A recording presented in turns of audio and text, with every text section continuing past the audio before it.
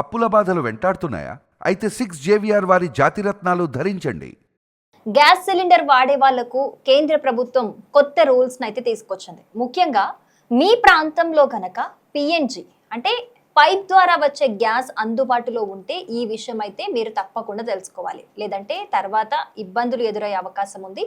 అసలు ఈ కొత్త రూల్స్ ఏంటి, అసలు ఇవి ఎవరికి వర్తిస్తాయి ఏంటి అనేది ఇప్పుడు పూర్తిగా చూద్దాం.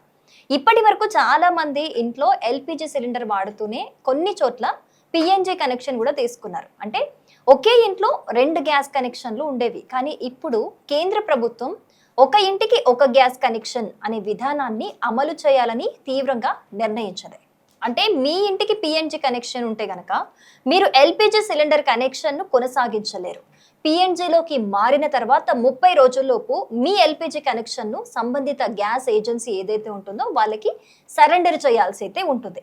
ఫర్ ఎగ్జాంపుల్, మీ ఇంటికి జూన్ 1న పిఎన్జి కనెక్షన్ ఇచ్చారు అనుకుందాం. సో అప్పుడు జూన్ 30 లోపు మీ ఎల్పిజి కనెక్షన్ను మీరు తిరిగి ఇవ్వాలి. ఇలా చేయటం వల్ల ఒకే ఇంట్లో 2 కనెక్షన్లు ఉండకుండా ప్రభుత్వం చర్యలు తీసుకుంటుందన్నమాట. దాని ముఖ్య ఉద్దేశం ఇది.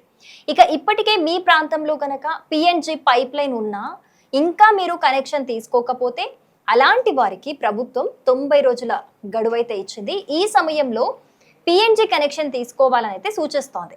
ఇప్పటికే చాలా గ్యాస్ ఏజెన్సీలు వినియోగదారులకు నోటీసులు కూడా పంపుతూ ఉన్నాయి. ఇక ఒకవేళ 90 రోజుల గడువు ముగిసినా కూడా మీరు పిఎన్జిలోకి మారకపోతే కనుక ప్రస్తుతం ఉన్న ఎల్పిజి కనెక్షన్ అయితే టెంపరీగా నిలిపివేసే అవకాశం ఉందని కూడా ప్రభుత్వం అయితే ఒకవైపు హెచ్చరికలు జారీ చేస్తున్న సిచ్యువేషన్ కూడా ఉంది. అయితే ఇక్కడ ఒక విషయం అయితే మనం స్పష్టంగా గుర్తుంచుకోవాలి. ఈ రూల్స్ అయితే అందరికీ వర్తించవండి. మీ ప్రాంతంలో గనక పిఎన్జి పైప్ లైన్ లేకపోతే మీరు ఎప్పట్లాగే ఎల్పిజి సిలిండర్ అయితే వాడుకోవచ్చు. గ్రామాలు, చిన్న పట్టణాలు లేదా ఇంకా పిఎన్జి సదుపాయం రాని ప్రాంతాల్లో ఎలాంటి మార్పు అయితే ఉండదు.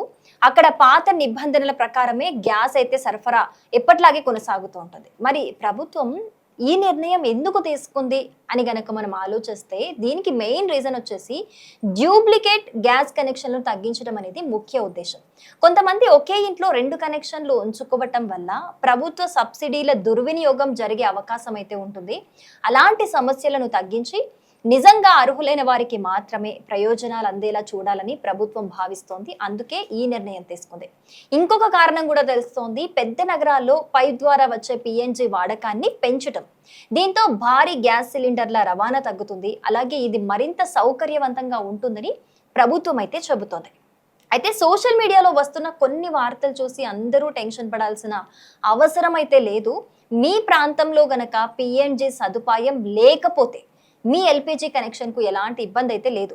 30 రోజుల రూల్, 90 రోజుల రూల్ కూడా ఇవేవి అంటే ఇప్పుడు చెప్పుకున్న ఏ రూల్స్ కూడా మీకైతే వర్తించవు. కాబట్టి ముందుగా మీ ఏరియాలో పిఎన్జి అందుబాటులో ఉందా లేదా అనేది ముందుగా తెలుసుకోండి. ఒకవేళ ఉంటే గ్యాస్ ఏజెన్సీ నుంచి వచ్చే సమాచారాన్ని అయితే మీరు అబ్జర్వ్ చేసుకొని వాళ్ళు నిర్ణయించిన ఆ డెడ్ లైన్ ఏదైతే ఉంటుందో దానికి అవసరమైనట్టు వాళ్ళు ఏ చెప్తే వాళ్ళు మీరు ఫాలో అవ్వచ్చు. సో మొత్తానికి పిఎన్జి ఉన్న ప్రాంతాల్లో ఒకింటికి ఒకే గ్యాస్ కనెక్షన్ ఉండేలా కేంద్ర ప్రభుత్వం కొత్త రూల్స్ని అయితే తీసుకొచ్చింది. పిఎన్జిలోకి మారిన తర్వాత 30 రోజుల్లో ఎల్పిజి కనెక్షన్ సరెండర్ అయితే చేయాలి.